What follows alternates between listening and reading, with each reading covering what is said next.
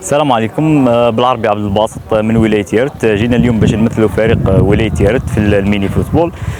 جينا من أجل تجارب الانتقاء التي تخص هذه الرياضة، من أجل تمثيل المنتخب الوطني، وهذا من أجل يعني الرفع ولا يعني رفع سقف الطموح للرياضة الجزائرية، وخاصة في هذه الرياضة التي يعني ما نشوفوش بلي عندها بزاف من اللي راهي هنا في الجزائر.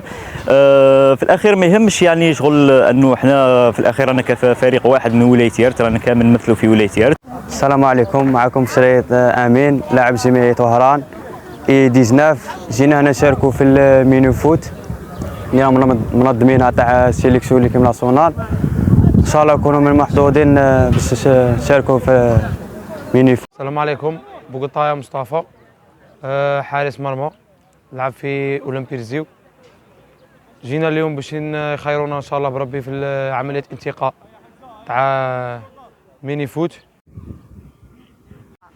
نتمنى باش نشارك في المنتخب الوطني في ميني فوت. ان شاء الله نكونوا من المحظوظين ويخيرونا ولا يوفقنا. نحاولوا نمدوا يعني لاعب ولا لاعبين ولا لما 3 لاعبين من ولايه يارت باش يمثلوا يعني المنتخب الوطني، وما يهمش شكون يكون لاعب انا ولا يكون لاعب اخر. الاهم شيء انه احنا رانا عائله واحده، وفي الاخير رانا كامل يعني ابناء وطن واحد، وان شاء الله نحاولوا يعني نشرفوا الرايه الوطنيه في المحافل الدوليه.